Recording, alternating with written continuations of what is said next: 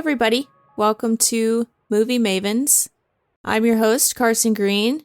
And I'm your other host, Annie Janes.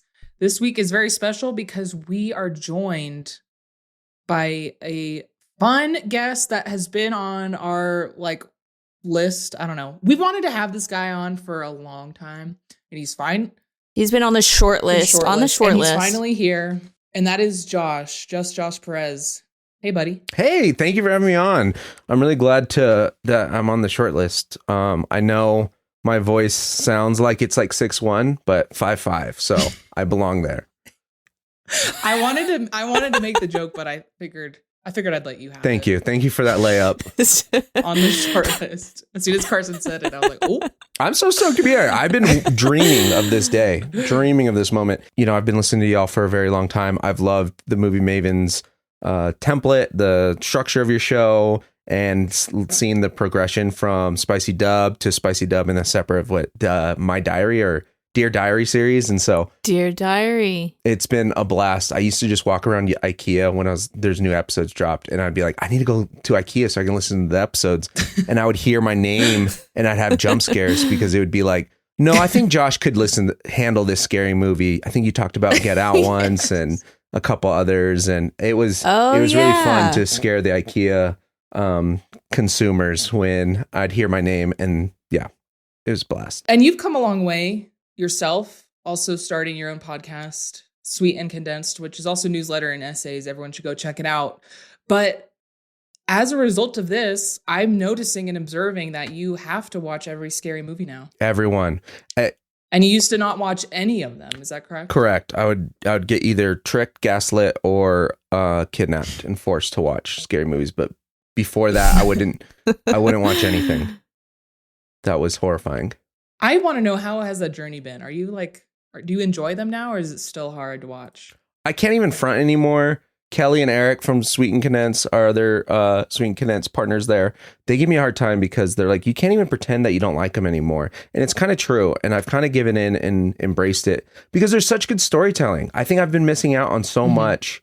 I watched the Screams for the first time, 2 through 17 or whatever it is that are out this year. And some of them are bad, but I still had a blast. And the first and second one were great.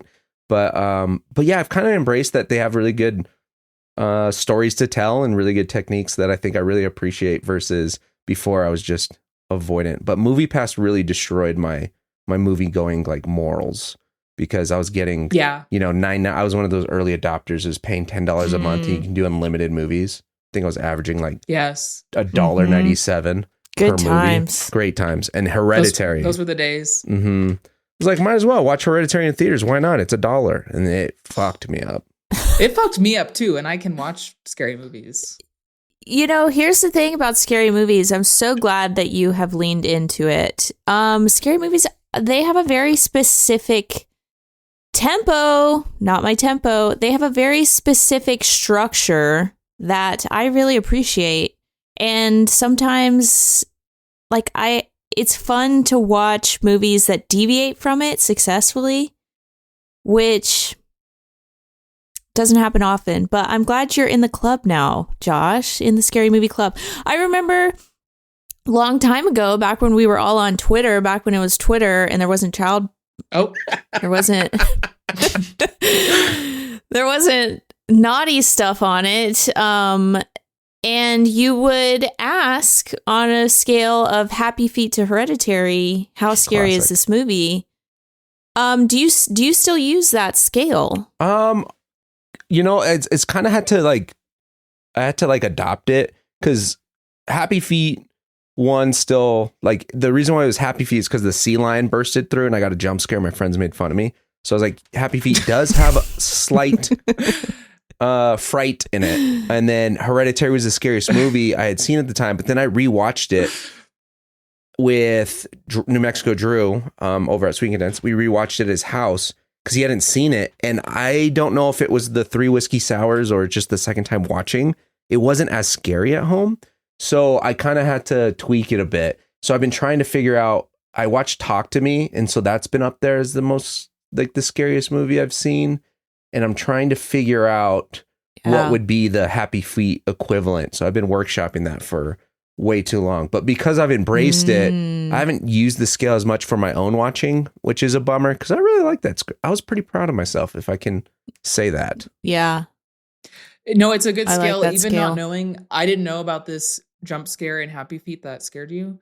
I just thought it was like a random pick out of fun kids movies. Mm-hmm. Yeah. So it's even funnier that this is a scale of things that have scared you. Oh, there's some validity to it. Yeah, they're seeing something in a theater and for the first time. It's like hard to compare the fear around that. Yeah. Like you can't recreate that at home, I don't think. And I was surrounded by darkness and people and strangers, and there's just a atmosphere to it that was pretty intense. But absolutely. But yeah, I need to update that. But yeah, I've been watching every scary movie, the big scary movies that came out this last year I'd seen. Yeah. Well, you're one of us now. One of us. One of us. One of us. I love that we're starting this new year off together. This is our first episode of the year. What a great way to kick it off. One more thing I want to talk about before we jump into Marty Supreme is our New Year's resolutions. I have no idea what yours is, Carson, so I really want to hear it first. Oh my God. Thank you so much. Also, I don't think that we've introed the double feature. The double feature today is Marty Supreme and Whiplash. You can imagine why this is a perfect dub. Mm-hmm. But yeah, before we jump in, just briefly, my New Year's resolution is to look at my phone way less. I want my screen time under 1 hour every day. Oh, wow. That's my New Year's resolution. I'm let me see. How am I doing today? Today I'm at 1 hour and 34 minutes. But, I can only go down from here. Yeah, it's only the 5th, first of all. So it's only the 5th. Imagine that you succeed right off the rip. That's too much pressure. And an hour and a half, I think those are good numbers. Those are great numbers in today's day and age. Thank you. Yeah. So I'm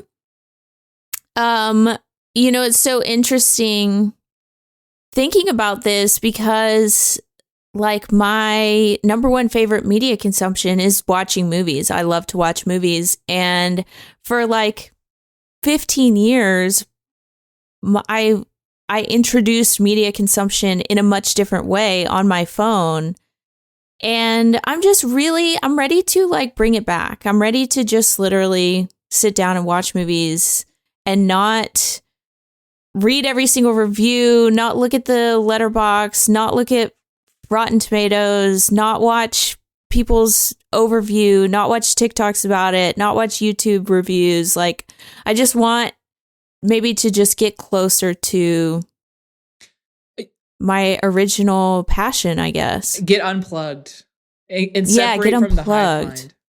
Yes. Yeah. Get your pure reactions. Yeah. I love that. That's a great goal. So, thank you, Queen. What's yours? My number one goal of this year is to make this short film that I've been working on. It's written. Yeah. I've applied for grants. I'm making it. I know that's right. It. Grants or no grants, but it's happening and it's going to happen this year.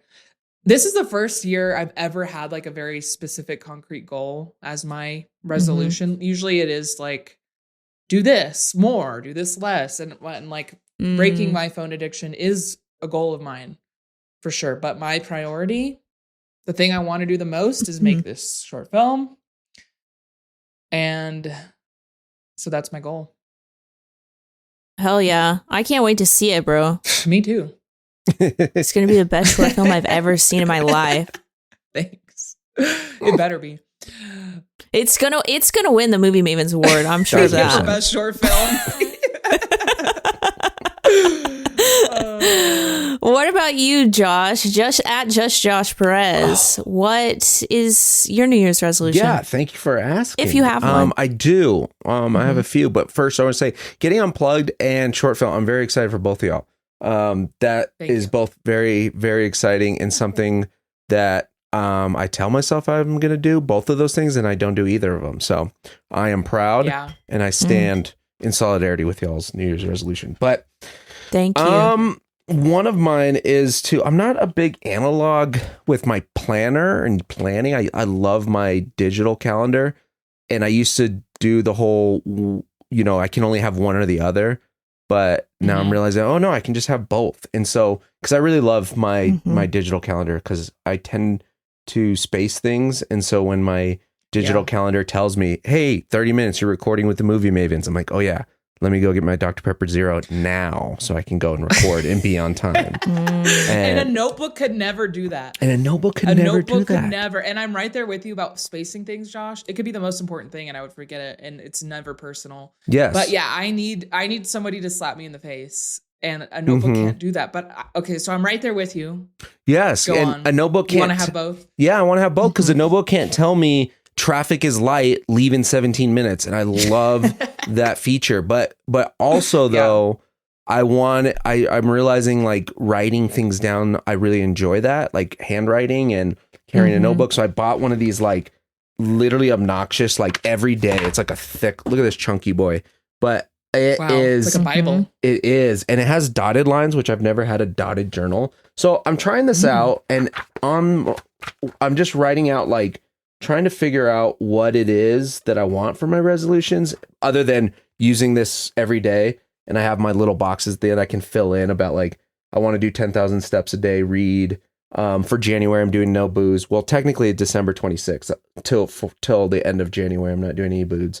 And then I keep forgetting to take my medicine. And so I figured if I handwrite it, it'll remind me. So I'm going to use this. But one of the things I worked through was, it's like, why do I want to make movies? Why do I do Sweet and Condensed? Why am I going to school? Like all these different whys of doing. And I kept asking that until I found out like, what is it? How does it contribute to the person I want to be?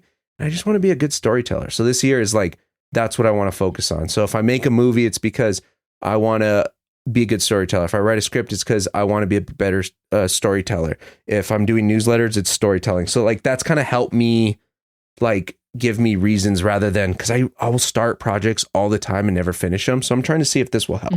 So anyways, that is, I guess, my both end of New Year's resolution. I think that'll help a lot of things. This brain. I have to write down on my to-do list to take my medication as well and to eat breakfast because those two go hand in hand. There you and go. I will not do both always. Yeah. I like digital camera. I like digital planner for the big activity of the day. So I don't forget like, oh, you need to go to the doctor's appointment. Right. And then I use paper for all the tasks I need to remember and do. Oh, I need to read that script today. Oh, I need to do my Movie Maven's notes today. You guys are built different. Maybe I need to integrate some of this. I keep everything up here, Impressive. up top. You know what I do though is I offload. Like I'll be like, I did this. I'll write it down. I did this yesterday, and this is what I thought of it. I offload a lot of stuff. Well, I used to keep it up here too, and then I hit a breaking point, and then realized I had ADHD, which gets worse in your late 20s for a woman. I think I just hit a breaking point of I could not do that any longer, and it was causing me immense like anxiety because it was up here, and then I would forget it, and then I would feel guilt about forgetting it. So I had to create a system. And it sounds like that's what you're doing too, Josh. Yep. Yeah, I'll literally be like, I need to get some from my room. So I go downstairs and then I go to the bathroom because my bathroom's right next to my room. And then I go to my room and be like, what did I come in here for? So it doesn't like the offloading happens. It vanishes while I'm walking. And immediately. And then I'm like, I don't know what I was doing. What was Sometimes I come in my room just to come in my room. I'm just coming in here. Just getting cozy. Yeah. No, that's not my joke. I stole that joke from brilliantderek.com. Okay, guys, are we ready to jump in to Marty Supreme? I'm dying. I have a purpose. And if you think that's some sort of blessing, it's not. It means I have an obligation to see a very specific thing through. And with that obligation comes sacrifice. Everything in my life's falling apart, but I'm gonna figure it out. Do you need any help? I could help you. I know it's hard to believe, but I'm telling you, this game, it fills stadiums overseas. And it's only a matter of time before I'm staring at you from the cover of a Wheaties box. Annie, can you please hit us with some facts? Marty Supreme was written by Josh Safdie and Ronald Bronstein. It was directed by Josh Safdie. It is starring Timothy Chalamet, Odessa Azion, I hope I'm saying that right, Gwyneth Paltrow, Kevin O'Leary, Tyler the Creator, and Fran Drescher. It has a 94% on Rotten Tomatoes. Here is the description from IMDb. Marty Mauser, a young man with a dream no one respects, goes to hell and back in pursuit of greatness. Okay. Before we hit record, we talked at length, Josh, about the fact that you have a Marty Supreme Wheaties box. Yes. So I think it's safe to say you're a fan of this movie, but please tell us, what did you think of this movie? Yes, thank you. Yes, I'm a big fan of Timothy Chalamet. I'm a big fan of this movie. I have to start off. I was biased going into it. Like, my baseline for this movie was a 7. I went in being like, a minimum, this is where I'm starting. I've invested in Timmy stock back in 2017 when I saw him in Call You by Your Name. And since then, I've been ride or die for the guy. So I was really stoked to go into this movie, and I thought it was pretty spectacular. I loved it. It's top 5 movie, if not top 3, if not top 1 movie of my year of 2025. And I just think Josh Safdie does such an incredible job with like non-actors and creating characters out of cities, and not just like the people, but like everything that's in there and all the elements. I feel that he has such a high attention to detail that just makes every aspect of the movie come alive, for better or for worse, because most of the time I'm stressed the hell out based on his previous 2 movies. So I was expecting some stress, and this one did, but I was surprised by how much levity was in it, how much, like, I was laughing a lot, and I was very surprised by that. But overall, I thought I was just a big fan of that fact that this was a move. It felt like movie magic. Like, it felt like this is why theaters are made. This is what artists want to make, is a movie that, like, don't get me wrong, I love movies with social commentary and they have messages and something to say.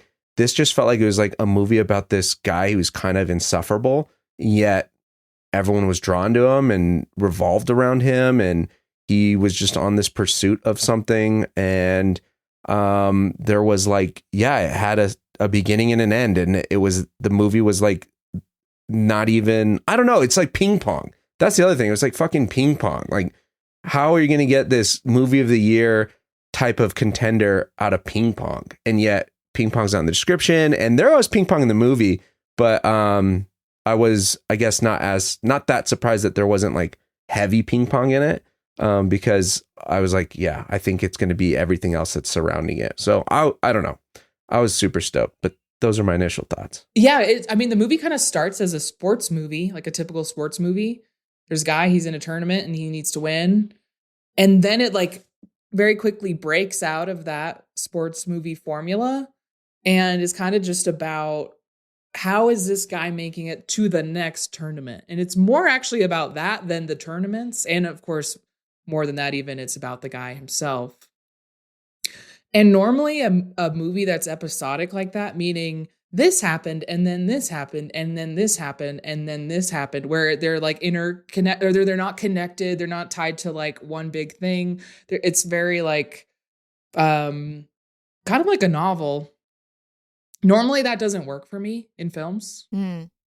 It worked for me here. And it worked for me here because I was on the edge of my seat for every one of those stops along the way. And when people talk about his movies being stressful and they use that to say they don't like it, that is what I like about it, because I want to feel something watching a movie. I want to be on the edge of my seat. That's what a movie is. It's just like conflict and tension. So to have it be so visceral, I think is a win. Mm-hmm. So I also really liked the movie. I didn't expect to like it that much. I didn't know what it was going to be, because there has never been a movie about ping pong. I did not expect it to be.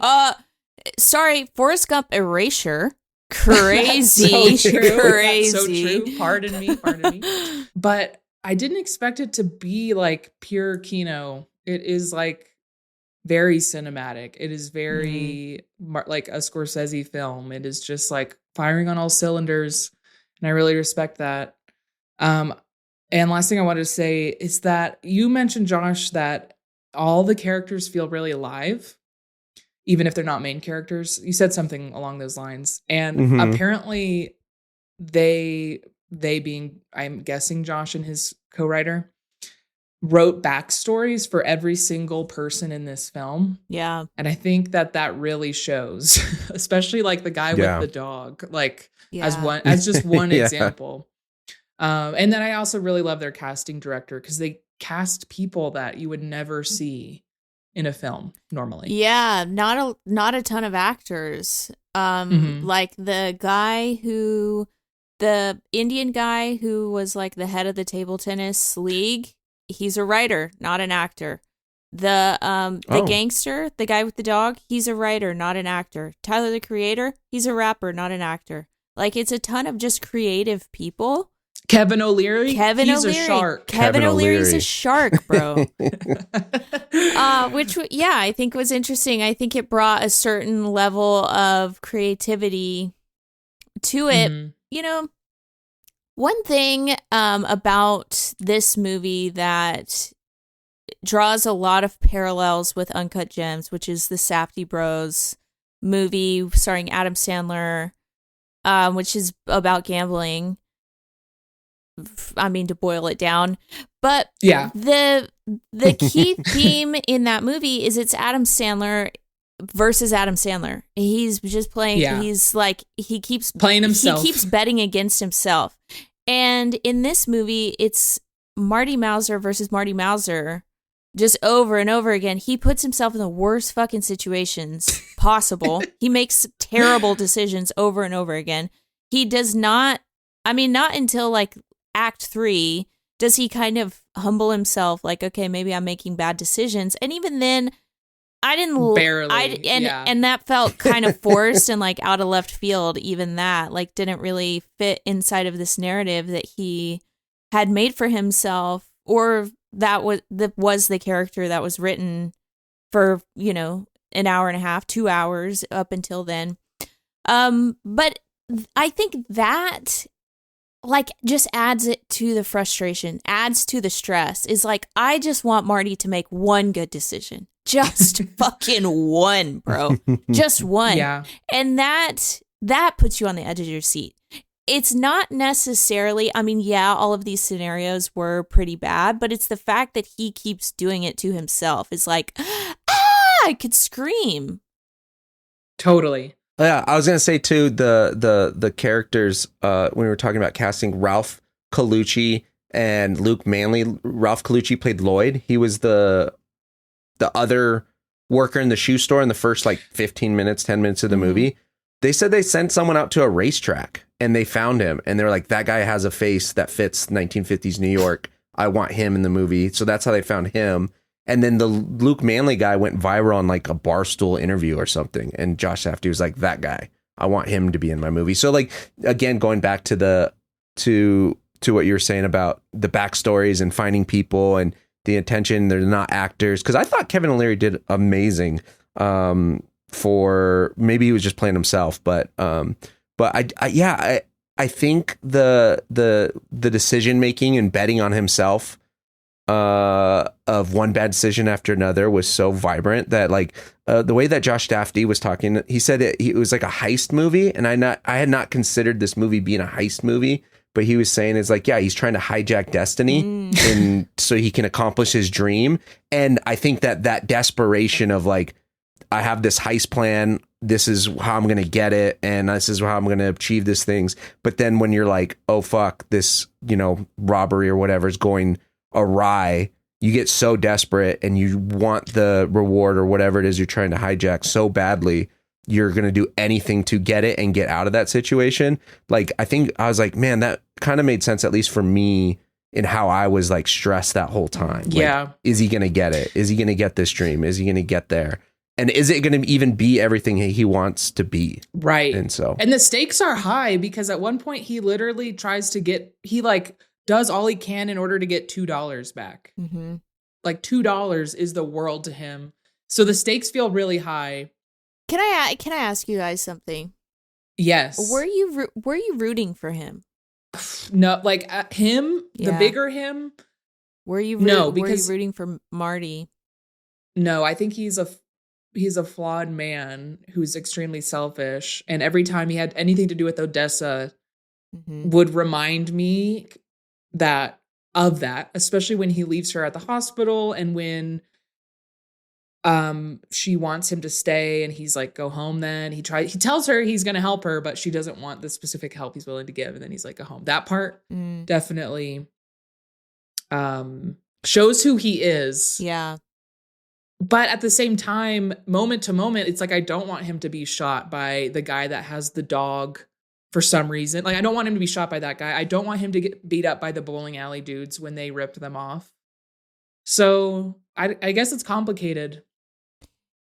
Mm-hmm. yeah, I would agree. Cause I don't think I was, cause he stressed me out a lot. Like even when they almost get caught, Gwyneth Paltrow and him, their characters almost get caught in New York Central Park or wherever their park they're in. And they lose the necklace and all that. And they're just, everything almost fell apart for her. And he goes, can you go back in there and get a necklace? It was so absurd.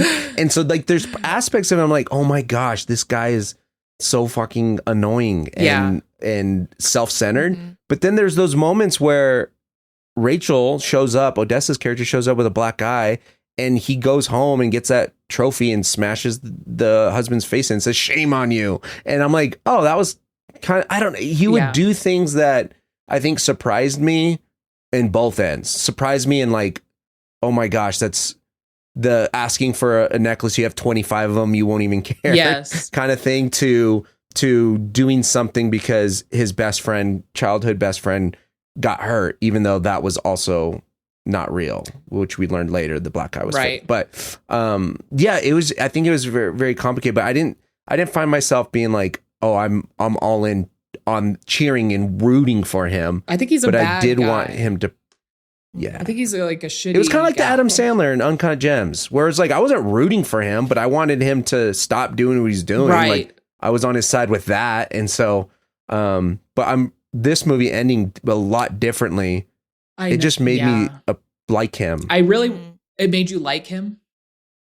That last scene made me like, oh, okay. I know. I want to talk about the last scene too, but Carson, I'm assuming you also did not like this man. No, I didn't like him. In fact, I think it would have been a better movie if the gangster shot him instead of Rachel. That's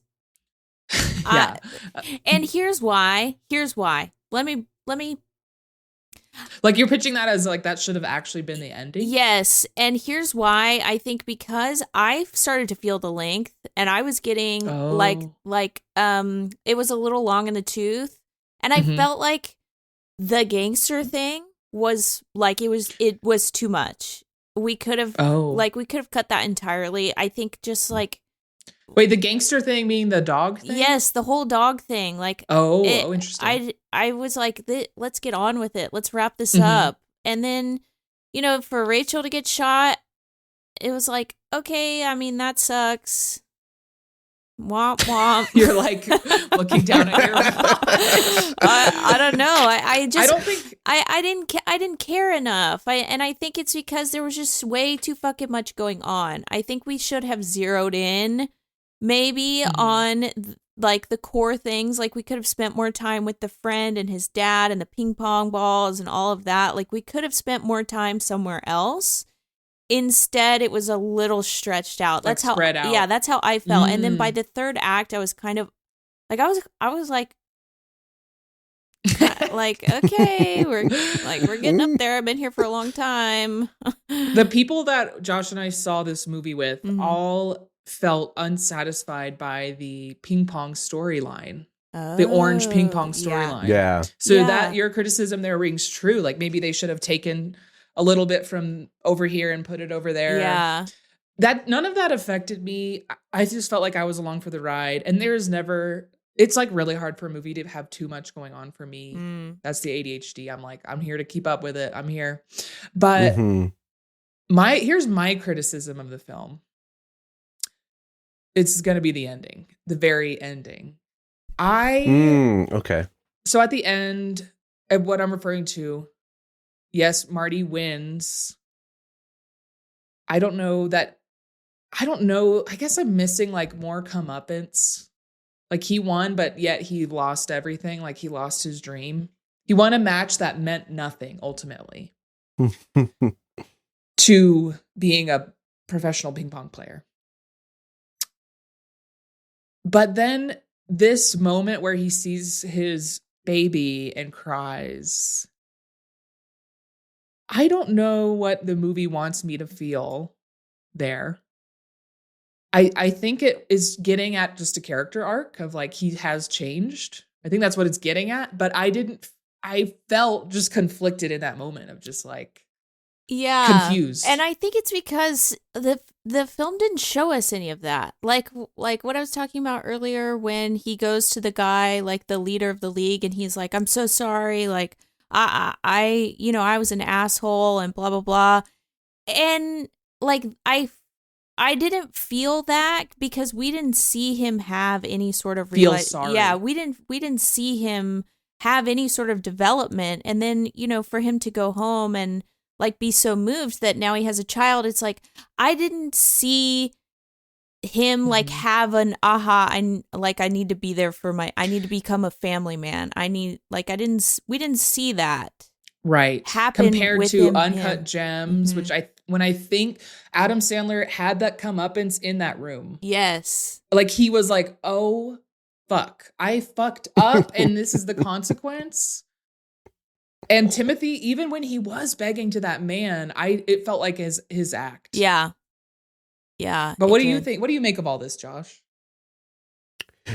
Yeah, no, I think those are all really good points because I think my thinking about the ping pong balls, the one thing I would be sad if they cut the gangster cut was the bathtub scene because I love that. That was the most surprising thing. I did not expect. Yeah, there wasn't too much gangster for me, but I see what your ultimate critique though is, Carson. I agree with that. Yeah, and I think though that I think if they would have added more about the orange ping pong balls would have been helpful because at the end when he plays Endo and he wins, I'm curious if that's another way of like hijacking this destiny and dream thing because he kept talking or when he pitched the thing, he's like, look at the orange ball. I can't track a white ball in a white shirt. Take off your white shirt. And they play at the end. They're both wearing white shirts and it's a white ball. So I'm like, again, to your point, like that expedition match didn't mean anything. Yeah, he gets this thing. He feels, he's made it. But I think for me, the way I read it, why I really appreciate that last scene is that he was telling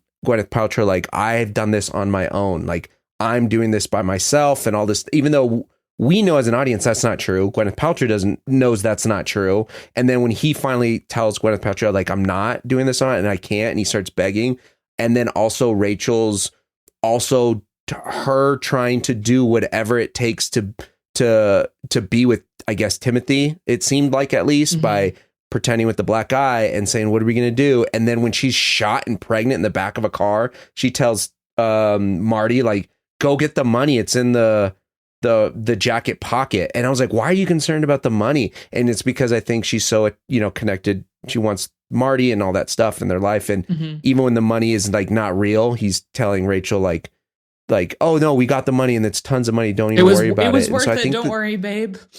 Right. Yeah. Right. And I think that there was something, both of them were the theme of like doing whatever it takes, like this absurdity to go great lengths, insane lengths to do something. I think she kind of mirrored that. And so for me, when he wins, it's like, I was like, dude, this didn't work out. Like, you won. It's not as big as you thought. He tells him like, hey, I hope you win. You're going to go this. And he doesn't have a moment in playing in a legitimate tournament and 2 games out of 3 kind of thing. And he goes home. He sees this kid. And I think in my mind, I was like, oh, he's settling down. Yeah. Something he literally said, I'm not going to do this. Yes. I'm not settling down. And I think him weeping and seeing the baby was him coming to this like realization that like, I can't do this on my own. I haven't been doing this on my own, and I'm not on my own. because I do have a kid now with my childhood best friend. And maybe it's just because I'm an emotional person. I just thought like his last scene, because he crushed me and Call Me by Your Name. I was telling Annie, I was like, that would have been a cool double feature in terms of like movies that are connected through Timothy staring at the camera weeping, because at the end. Those final scenes are like very similar. Yeah. And I just really appreciated that, I guess, to see such emotion coming out of a man who's been just a fucking difficult piece of shit the whole movie. I got that too, of it is him making a change. And when he comes into the hospital, he does say my child, and before he always denied that it was his. And to any haters out there that think that that's not his child, why would it begin? Why would the movie start with showing his semen enter her egg? Literally, like, we see it happen. So it is his child. And you know what? I'm so glad you brought that up, Annie. I Yeah. hated that. I hated it. What about it? It was like so, like this could have been so much better. Like, just Wait, what do you mean? the whole scene, the whole animation of the sperm swimming. But what about it? Like, why did you hate it? Because it felt like I was watching 5th grade health class. It was so weird. It felt so out of place. That's so funny. It was That's so funny. out of place. It's like these two people fucking in a back room, and then all of a sudden I'm in 5th grade. We're watching the fucking sperm. What? That was so weird. The magic school bus going around in the background. I Yeah. thought it worked, Carson, because I thought it was similar to like the inside of the crystal in Uncut Gems. It's like showing this creation of life, and I love that it comes out and it turns into this ping pong ball. Wow. That's fair. It didn't work. Yeah. That's fair. Didn't work. But all that to say, whether you liked how it looked or not, it is his sperm. We literally see him fucking, and then we see his sperm go inside an egg. Like, it is his kid. Like, that's what that does. Well, any other final thoughts before we score and move on? Yes, one final thought. Gwyneth Paltrow. Wow-wee, baby. Wow-wee. All right, this woman can act. She knows what the fuck she's doing. Like, every time she's on screen, she was that character. That's True. so rare for me to feel that. And it was really, really fun and exciting to watch her. I wanted to give a shout out to the music, the score, and like the songs used. It's weird. They're all like, it's all very 80s sounding, but for some reason it works in the 1950s. I've been listening to the soundtrack after watching the movie, and I do think Timothée Chalamet did a really good job. Yeah. I thought he crushed it. I thought he did so good. And Carson and I have talked about not understanding the thirst for him because he looks like a child. But I think in this movie, he really was a man. And him having a relationship with Gwyneth Paltrow really seals the deal that he's a man. Yeah.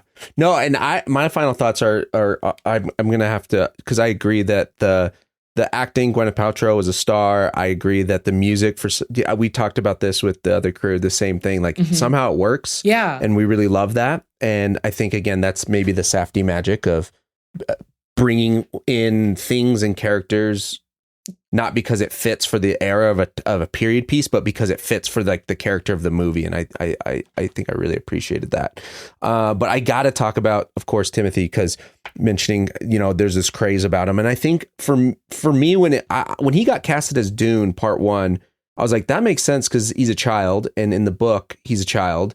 But how is he going to turn into this leader? Like, how is he going to be this man who leads all these people and following? And it was Dune Part 2 where I was like, holy shit, like that, he has that aura, if you will, or that the range, that charisma and the range. When he gave that speech, levitated. But I think for this role, like, I just seeing him so dedicated. Like I heard Josh Safdie, I think it was on the Big Picture podcast, where he was saying that he met Timothy in 2017, and he was talking about this movie, and then someone's like, hey, you should meet that kid over there. He has the same thing as Marty, like something in him. He has a desire to be bigger than what he's at now. And he was like, oh, I think that's when they pitched the idea. He said he saw Call Me by Your Name. the dude's been practicing or working on the Marty Mauser character since then. But then a year ago when he did the SAG speech about, I'm really in the pursuit of greatness. Mhm. And after hearing him say that speech and then seeing his marketing now, I was like, that was a marketing ploy for Marty Supreme. I think he just is Marty. He is a lot like Marty Mauser. Don't you think? Yeah, and I do, but I think too he was doing this bit. Like I think he is so committed to what he's doing, trying to get people in theaters. Marty Supreme's going to be the first A24 film to make, I think, like over 100 million or something. I forget what the stat is on that, but I think he, like all those interviews where he's like, I think having kids is the most important thing in the world. And I think he's like, he said all these things in these interviews that people were flaming him for and giving him shit for. And, about like, he's saying, I really, deserve this award and blah, blah, blah. And people are like, dude, you've been acting for like this many years. Calm down. But I think it was him embodying the spirit of Marty Supreme as Timothée Chalamet to then market this movie. And I just like, that's insane dedication. Like to me, I'm like, are you really like putting your own reputation in the real world on the line by saying these obnoxious, insane Marty Mauser things? I think, but then I also respect that. Or is that just him? It could be him. It might be both, but I don't know. It probably is both because we'll find out. Crazy energy. You know what that reminds me of so much? What? Was Austin Butler being in character for like a year and a half. For 5 years. Elvis. Still team Austin Butler though, even through his obnoxious accent. I mean, that's the hottest anyone's ever looked on screen. Let's be so for real. It worked. Whatever it was, it worked. Okay. Let's score it. Movie Maven score out of 10. I'll go first. Yeah. I'm going to give this a 9 because it's not a perfect film in my mind, or to me. That would be Uncut Gems, and I think this is a step below. But I do think it's really amazing. It is in my top 10. I'm going to give it a 9 out of 10. And y'all don't do decimals, right? No, no decimals. I can't say it. Because on Letterboxd I gave it a 5, but out of 10 I was going to say 9.5. But I'm not going to say that, so I'm going to say 9. Oh, because I feel like a perfect movie out of 10 is much different than a perfect movie out of 5. Don't know how my brain works, but I'm going to say a 9. Okay. I'm scared. Well, I'm so sorry. This was a swing and a miss for me personally. I'm going to give it a 5 out of 10. Whoa. I will not be revisiting this movie. I need the bros back together. Okay. An attempt was made. Let's get Benny back in this combo. Dang. Okay. Well, that means the Movie Maven score is a 7.66 repeating. Dang, I should have rounded up. That was my bad. Should have gone to 10. Should have gone to 10. I'm sorry it didn't work for you, but I am glad you saw it because I do think it is a wild ride worth seeing. No. Yeah, me too. I mean, don't get me wrong. I enjoyed it, but, for all of the various reasons I listed. Yeah. It fell flat. Fair enough, baby. Yes, let's move on. Let's talk about Whiplash. 5, 6, and. I want to be great. And you're not. We got Buddy Rich here. Little trouble there. You're rushing. Here we go. 5, 6, and. Were you rushing or were you dragging? I don't know. If you deliberately sabotage my band, I will gut you like a pig. Annie, can you please hit us with some facts? All right, Whiplash. I forgot the year. Okay, 2014 came out in 2014. Oh my God. It was written and directed by Damien Chazelle, starring Miles Teller and J.K. Simmons. It has a 94% on Rotten Tomatoes. Here's the description from IMDb. A promising young drummer enrolls at a cutthroat music conservatory where his dreams of greatness are mentored by an instructor who will stop at nothing to realize a student's potential. Excuse me. I had a hiccup. Carson, let's start with you this time. Mm-hmm. What'd you think of Whiplash, girl? Yeah, well, I've seen this movie a handful of times since it first came out. This is the very first movie that ever stressed me out, like in a big way, to where I remember the first time I watched it was maybe 2014, maybe 2015, and I literally had to get up and go for a walk and like take a breather. This is the very first movie that ever made me feel that way. And I've watched it several times over the years with different people. And revisiting it now, it's like, I don't know if I can do it again, bro. Like, I really don't. Like, there's a lot of emotion there. It elicits a lot of emotion for me. And I think it does for a lot of people. And I think the key thing here, well, the double feature is that it's these two men in pursuit of a dream, and they will stop at nothing. And where Marty Mauser in Marty Supreme, it's Marty Mauser versus Marty Mauser. In Whiplash, it is Neiman versus Fletcher. It is Miles Teller versus J.K. Simmons. And that relationship is explosive.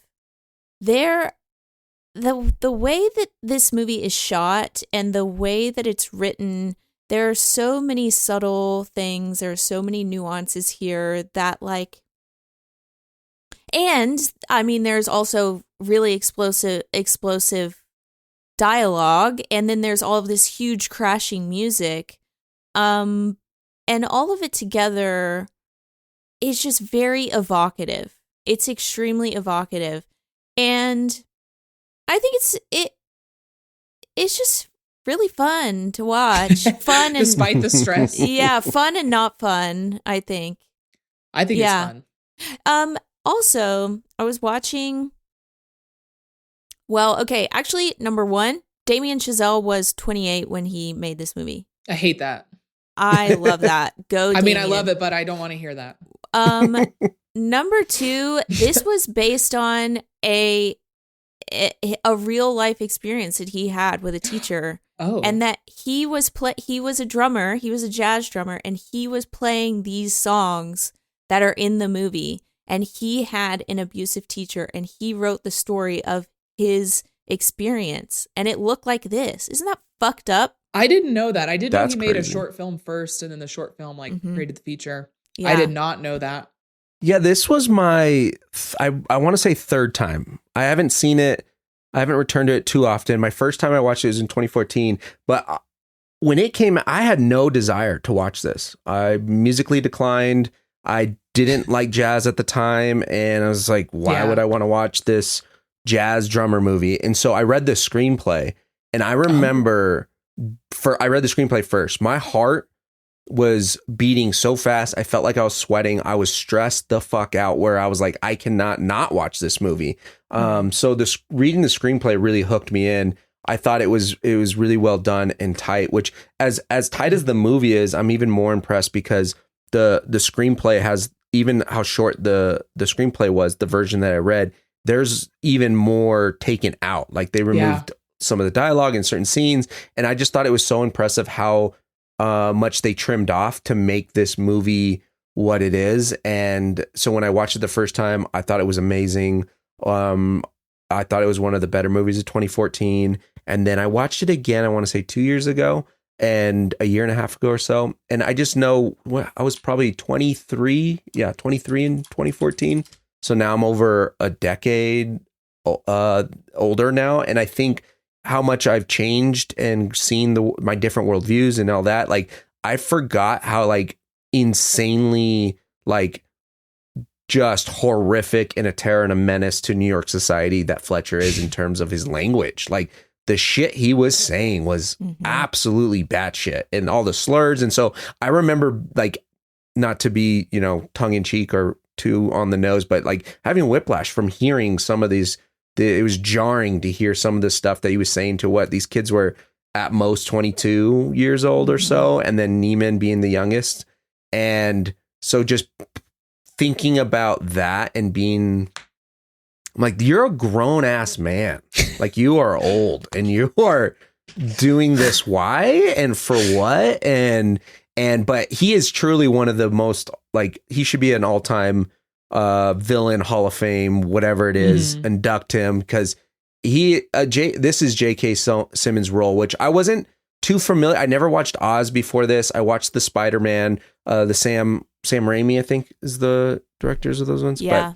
I knew him from that, and I knew him from Juno, and so seeing him turn from those characters, even the Spider-Man, I mean, he wasn't nice, but he wasn't horrible, right? And he wasn't Fletcher. He was a sweet dad. Oh, and then Up in the Air, he was up in the air. He was this charming, or not charming. He was a getting fired. He had like a 3-minute scene, and Miles Teller, I was like, that's the dude from Project X. What's going on here? So very impressive. I thought just duo, like insane. Extremely. Super fun. And I'm also now like, if Damien Chazelle, whatever he touches, I'm watching. So yes, this turned me into a big Damien Chazelle fan, except, I never watched that one movie he made that flopped. Babylon. I never watched Babylon. Me neither. Oh, Babylon? Me neither. Yeah. Okay. And I was a huge Chazelle fan, but okay, guys, I love this movie so much. I think it's perfect. The rushing or dragging scene, it's etched in my brain, bro. It in permanent fucking ink. It is perfect. Mm-hmm. You said that JK should go in the villain Hall of Fame. I agree. This scene should be in the Hall of Fame of perfect scenes. Because as soon as it started, I was like, oh shit. And then, but it just kept going. It kept escalating. But I truly think every scene is really that good. Like, we get to the dinner table and we're having this conversation about how Miles Teller's like, I'd rather die at 34 than nobody knows who I am. And I remember that scene. And that just brings me to this interesting observation about Marty versus Andrew is his name. Mm-hmm. Andrew looks down on others who don't have the same kind of purpose or drive as he does. Yeah. Like his girlfriend that he breaks up with. He clearly thinks she is less than for not knowing what her major is, not knowing what her plan is in life. And that's a common take. I like this take in Marty Supreme when someone confronts him about his crazy dream, how he says, yes, I have a crazy dream, but it is not a blessing. It is a curse. I have this very specific purpose I have to do. And it's like actually a detriment. And I thought that take from Marty Supreme was interesting. I had not seen that on TV, on screen before. Anyways, I can't believe that the climax of the scene is just a dialogueless drum solo that goes on for, I don't know, 5 minutes, 6 minutes. I don't know how long that scene is, but a long time. Many minutes. And I know that ultimately, like, zooming all the way out, Andrew lost. While he might have beat Fletcher in the moment by, I don't know, earning his respect or saying, I don't fucking care what you think anymore, I'm doing my thing with or without you. In the moment, maybe he won. I think ultimately he lost. Like, he should have walked away from this and this whole life.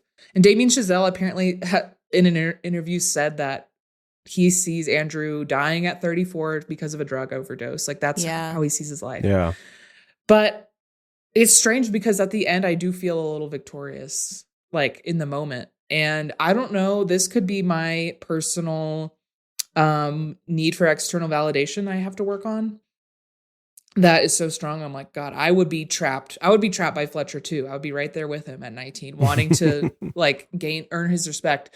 But similar to Marty Supreme, although I think it's a lot better of an ending in this film, I do feel conflicted. I just feel conflicted of like, I'm happy, but I'm not.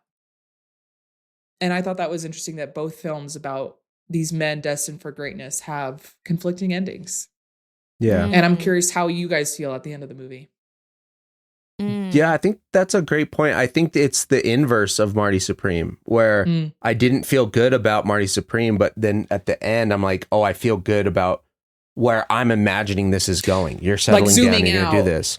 Mm-hmm. Yeah. Versus with this one, I'm like, yeah, I feel great because you know what? Fuck Fletcher, and you're doing your thing, and you've shown it to him at the JVC where he literally, Fletcher risks his own reputation by doing this to Neiman, but then Neiman then also risks it, whatever's going on, whatever his risk is, by retaliating, by keep playing. But then they both, I think in the action of the screenplay, it ends with like saying that he found his his one. This is his Charlie Parker. Yes. And so to I guess I think to confirm or whatever in my own mind, I was like, oh, cool. I didn't know that's what Chazelle said, that he sees him dead at 34, because that's how I felt. I was like, oh, this dude's gonna die. Like, I feel good. So it was like I felt good about where, you know, you go through this journey with Neiman of shittiness, and then which kudos or props to Miles Teller to see the transformation of him, of this boy who's, you know, naive or really has excitement about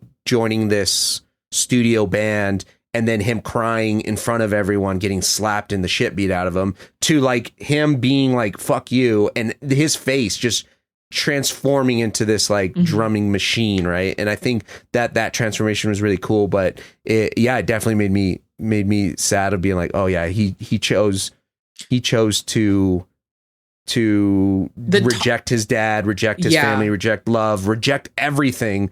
He got what he wanted, but he's definitely gonna be died, or he's gonna be died. Yeah, he's gonna be dead, and, you know, pumped full of heroin. And maybe people talk about him, maybe people, you know, forever, but his friends and family are gonna remember him as something else, right? So right, that was kind of a bummer. Guys, this is really dark. Okay. That's such a dark look. This is a child who has not learned what it means to respect his craft.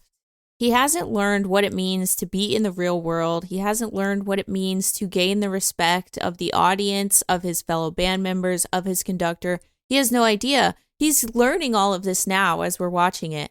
I don't think he's going to be dead at 34. I don't.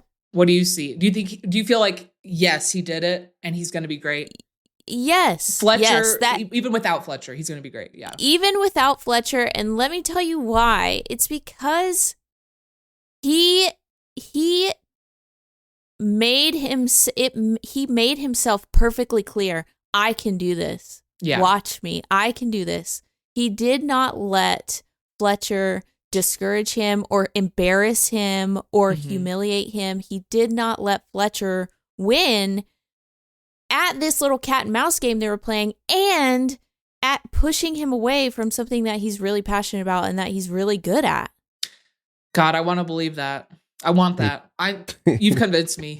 Okay, and you know, let me just compare this again to Marty Supreme, of course. Okay, something that I think didn't really work for me in Marty Supreme was, sorry guys, the tempo. I felt like the whole time we were just pressing on the gas. We were going faster and faster and faster and faster until at the end of it we had this huge fucking crash. I agree. I think that like the tempo of Whiplash, it's up and down, it's up and down. Yeah. We get all of these huge, very loud crashing scenes, and then we get quiet time, either like in the practice session, in his dorm room, with his girlfriend, in the city, with his dad, in the movies, whatever we're doing outside of all of this really loud music. I felt like I was taking a deep breath with the movie, taking a deep breath with Neiman, of like, okay, we survived that scene. Okay, we can take a breather, and then jumping back into it. I think that worked a lot better for me as opposed to just going 100 miles an hour with Marty Supreme. Yeah. And I think that's like, yeah. No, that I think what you're describing is 100% present in both films. That tempo. Mm-hmm. For some reason, I don't know, I just like both. Yeah. Mm-hmm. So I think it's fair that you don't like that. Yeah. And it's uncommon. Like when you write screenplays, you're supposed to do that. You're supposed to have ebbs and up flows. And down. Yeah. Uh-huh. But yeah, Marty Supreme, there was levity in the jokes, like you said, Josh. But but the tension was just like constantly being ratcheted up. Yeah. Just a little bit. Even the jokes just created, like, they were funny, but it created more stress. I was like, did he just say that? Like, it wasn't a break. In the scene, oh, sorry to go back to Marty, but now I must. when him and Tyler have won all that money from the scam, normally that would be a breath moment where you're like, oh my God, they got the money. They go eat pizza or something. And they just are like, man, you're my best friend. And there's something nice. What does Safdie do instead? He says, what if they step out of a moving vehicle and dance? And that is scary because you're like, they're just going to get hit. Something's bad is going to happen. Like, even in the moments of levity, it's like, it's very intentional that he's ratcheting it up. And that's very fair that it doesn't work for you. And I don't necessarily think that's a detriment to my score, but I do think Whiplash is a perfect movie. And I think Marty isn't. So. Yeah. I think it also, like, let me just say, I mean, this is it's very, very tight. It's tight. 90 minutes, this isn't movie it? It's hour 45, but I didn't feel it. That's the perfect movie length. Yeah, and I wanted more. Whereas watching Marty, I was like, can we wrap this up? Oh my God. Like I didn't feel the length on Marty, I will admit, but that's good. Yeah. And I did watch it back to back. I watched it on Christmas Eve and Christmas Day, and I was still like having a hell of a time. But I agree that Whiplash is just so well, like the length is perfect. It's so well done. The pacing's great. Even I was doing the nerdiest thing ever, and probably makes me pretentious, but I was reading the screenplay while watching it. So even with me pausing every now and then to be like, wait, where did that scene, and try to find, all that, it still felt like it was a blink. Like it was. Yeah. It was and it was I enjoyed that, watching it again, and even as insane as it is, I enjoyed that. That's cool that you read the script before you ever saw the movie. I've never. Yeah, me neither. I guess I've done that in film school, but not with movies. I've only done it with TV episodes. That is very fascinating. Yeah, I went through this phase of reading just a shitload of screenplays. And then I have a shitload of them printed, and I was a substitute teacher. So I would just go to, say, hey, do your shit and don't bug me. And then I would just read. And for some reason, I don't know how, maybe it's just the Oscars and stuff, but how I got it before even, cause usually they come out first, but I'm a big fan of reading them. Maybe not necessarily always before, but I did appreciate that. If I didn't read this, I don't know if I would have watched that the year it came out. And I think there's something very important and special about watching a movie in the context and the time and place that the world is happening in 2014, to watch that movie in 2014. Totally. Yeah. And so I'm really happy I did that. Yeah. Sorry, I just remembered my favorite screenplay I've ever read in my life. What is it? Let's go. Social Network. It's I have it right there. It's so good. Reading Social Network feels like what it feels like when I'm watching Whiplash. I need to read it. Is it thick? It's pretty thick. With the Sorkin dialogue, Yeah. I would get it, but I think it would take a little bit of time, and I don't want to pause this. But that's okay. But I want to say it's like 270 something pages, and wow. And they were like, no, this needs to be 2 hours and 2 minutes. And Sorkin goes, all right, time me, and I'm going to read it how I'm envisioning it, and he did it, and that fast that screenplay is. It's one of my favorites. I return to it. I gotta read it. Anyway, I digress. But something else that really, really works for me for Whiplash is how this is a really simple story. It really is. It goes forward where we go backwards just a teeny tiny little bit, but we're not even introduced to another character. Yeah. This is very, very, very succinct and efficient, which I really appreciate. It's the kind of story that makes me jealous and nervous and scared to write anything, because I'm like, how could I ever come up with such a simple but effective idea as this? Small plot that just, I love a good small plot movie. And I think that this one, it's like, how do you not like get bored or like find interesting things, but yet he squeezed the shit out of this story and got every ounce out of it. And I think it was just also just beautifully I love a good symmetrical situation. So the openings not only has one of the best opening scenes, but it has one of the best villain introductions in that opening scene, and then closing it with them two just face to face. And every time they're in the audience, you can't even see the audience. The house lights are not on, and I love that because again, it's like it's Neiman versus Fletcher, and so I think that bookend or that beginning and closing with the same thing. And the lighting I thought was so great. I loved how beautiful things were when they were drumming and in those studios. And I like wanted to like claw my eyes out whenever we're in like the dormitory or like other places where the lighting was so ugly. Yeah. But it just played very well to like, then I'm in the room and like, it's like, I want to acknowledge the how nice the warmth and lighting is on Fletcher and his all black, outfit. But he sucks. I'm like, it was a cool, I don't know, contrast in those things. It seems like a warm and inviting place at first, but then you realize it is hell. Yeah. It is hell. Are you guys ready to score? Yes, 10. Wow. Josh? I'm going to say 9. I'm going to say 10. You could say 9. Blame of me? Okay. What is that -1 from? Okay. Yes. Okay. This is how my brain's working right now. Yeah. I think it's technically a 10, like not technically like technically my thoughts. It's more like as far as a movie goes, it's like I think a perfect movie. But as far as my watching, like I'm like I watched it 3 times. Is it a perfect movie for Josh to continually not that. Like Social Network's a 10 for me because I can put it on at any moment at any time and I'll watch it.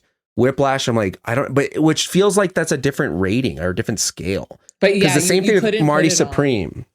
Yeah, I was like, Marty Supreme, I think it's like a perfect movie for me, but I'm not like rushing to rewatch it 10 times in a row. I will watch Social Network 10 times in a weekend. I think that's a good way to score it because I could watch Whiplash at any given point. But Marty Supreme, I wouldn't just put on. And that's a 9 for me. Yeah. And here's the thing, too, about Whiplash is that I very frequently watch that fucking rushing, dragging scene on YouTube. Literally. Oh, that's cool. That's cool. I have seen that scene more than I've seen the movie. Yeah. So it's burned in your brain. That's fun. Okay, that's fair where the 9 is. I was just curious. I was curious too about my own brain. Movie Maven score 9.666. Repeating. Oh my God. Thank you, Josh, so much for joining us. Thank you, Josh. Thank y'all so much for inviting me. This was a blast. I had a hell of a time. I know that's right. Yeah, I'm so glad that you finally came on. It's been years in the making. It won't be the last time. Can you tell the listeners where they can find you? Oh, yeah. You can find me at pretty much any social network and even my website domain.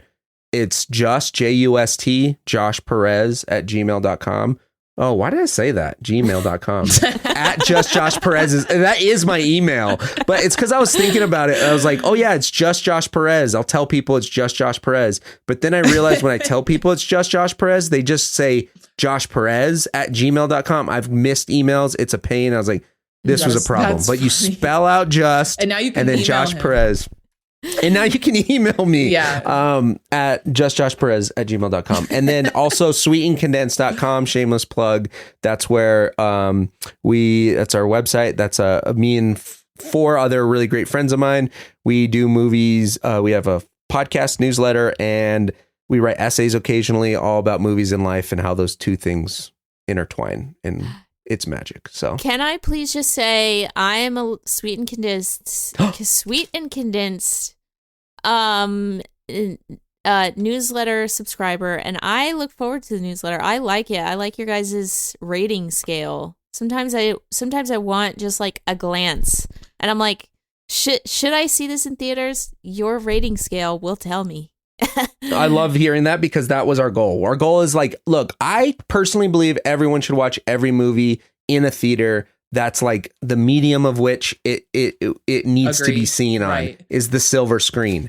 And also we have limited time and limited money. We have limited resources. So how do we choose? How do we pick? So we were hoping we had a product that says at a glance, and if you want to read more, continue reading, but is this worth seeing on the big screen or not? Not necessarily is it a bad movie, Right. but just more so, Yeah. is this worth my time and money? And does the actual theater add to the experience enough to spend, I live in Denver, $20 for a movie, which is absurd. AMC A-lister though. A-lister, You're shout doing the, out. Join you're it. doing Shout the out. Lord's work. You're doing the Lord's work. Doing the Lord's Thank work. you for that. Well, thank you so much, Josh. This has been really fun. Before we sign off, I just want to give a quick shout out to our Canadian listener. Canadian listener, shout out. I saw your comment on Spotify. We live, laugh, love you. Wait, who is it? Keep coming back for more, and go listen to Josh's podcast. You're gonna love that one too. And then that's gonna be it. Cheers to 2026. I hope it's a better year for movies. You can find us on Instagram at Movie Mavens. You can write us an email at moviemavenspodcast@gmail.com. And that's gonna be it. Movie Mavens all the way out. Love you.